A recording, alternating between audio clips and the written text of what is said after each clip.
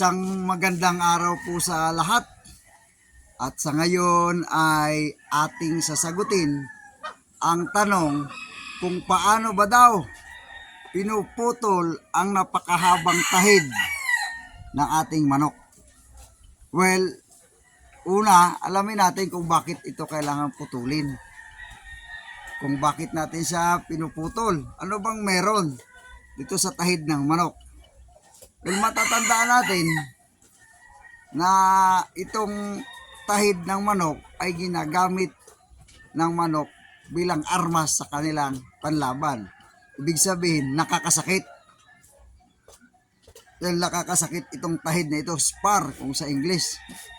Ito yung kanilang panlaban, matulis, matigas, at ang hugis ay paliko. Dito kinukuha ang hugis ng tari or knife ng mga panlaban ng mga manok. Ganyan ang hugis. At dito rin nila ito sinasight or pinapatama ang sukat, sapagkat ito yung pinapatama ng manok sa kanilang kalaban. Ngunit kailangan ba talaga itong putulin? Opo, dahil ito ay nakakadisgrasya kapag siya ay nakawala at napalaban sa iba nating mga manok. So maaring makabulag o ano pa man. Ngunit kung ito siya ay iyong gamitin pampalahi, kailangan pa rin siyang putulin dahil nakakasakit ito sa likod ng ating inahin.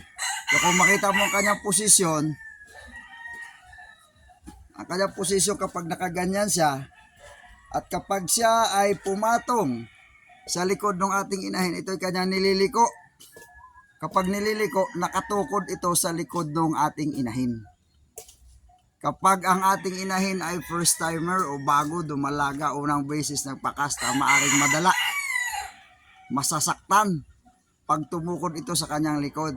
Pag tumama, so masasaktan siya ngayon, maaring hindi na uli magpapakasta. Or tinatandaan ng inahin na yung tandang na yan, dyan siya nasasaktan, mamimili na siya at ayaw niya na doon sa specific na tandang na yun. Ngunit paano kung yun yung gusto mong mag-breed, sapagkat tinahabol mo makakuha ka ng kanyang anak? Tulad nito, sa laki nito, gusto ko makakuha ng kanyang anak na ganito kalaki.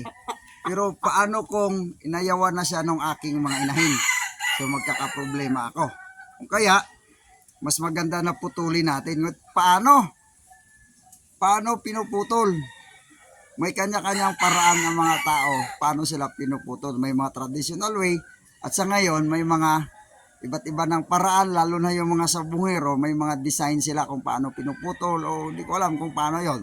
Pero sa akin, kaya ako siya puputulin dahil maaring makadisgrasya sa iba kong breeder kapag nakawala siya at nag-away sila, or maaring masaktan din ng ating inahin. So puputulin na natin. Paano ba natin ito dapat puputulin? Pamamaraan ng pagputol ng tahid ng manok ay gumagamit sila ng lagari. Kasi nilalagari nila yung tahid ng manok kung gaano kahaba nila gusto. Ngunit hindi ako gumagamit nito dahil nagsasuffer yung manok, struggling para sa kanila.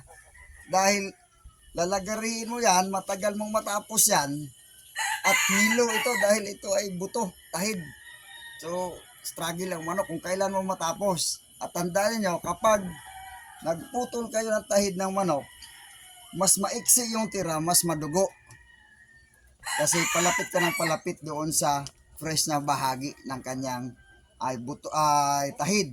Yung malapit sa pinakapaan ng manok, ito, itong portion na ito, kapag mas maiksi yung tira mo dito, ito yung ay mas madugo. Ngunit normal lang yan na dumudugo, at yan ay titigil din, mawawala din yan. So tulad sabi ko, isa sa ginagamit ay lagari ng bakal. Merong mas maliit, pero hindi tayo gumagamit nito dahil nag-struggle yung ating manok. So gagawa tayo ng pamamaraan na hindi mangyari yon, at yun yung traditional na pamamaraan ng pagputol ng tahid ng manok. Mabilis lang, hindi masyado nag-struggle yung ating manok. Cut mo. Tulad sinasabi ko, hindi ako gumagamit ng lagari. Ito yung ating gagamitin. Mga simpleng materialis lang, traditional na paraan, napakabilis hindi masyado nag-struggle ang manok. Ngunit paano gagawin? Ito lang, pamukpok, martilyo, at saka itong o tawag sa Bisaya, tigib. So tingnan nyo, panoorin nyo kung paano natin puputulin. Kalang, okay.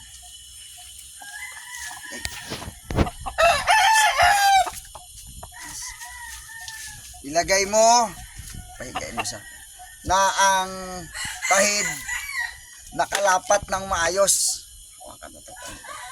Nakalapat ng maayos. Pakita mo yung tahid. Ganyan. Para walang kalang, walang distansya doon sa, at saka ganito lang yan, kabilis. Hawakan mo yung manok ng ayos. Okay. Ganyan lang. Kung gaano kahaba mo gusto, bahala ka. Ako gawin ko mas maiksi para mas matagal humaba. Ganito lang kabilis, panoorin nyo. Seconds lang yan. Ayan, o sige, pakita mo yan pa. Dikit mo dito.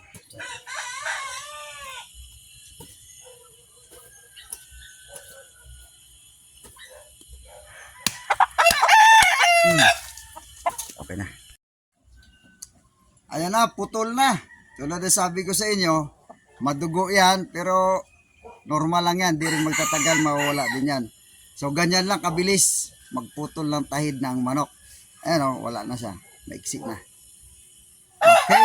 Alam nyo na kung paano putulin ng mabilisan ang tahid ng inyong mga manok.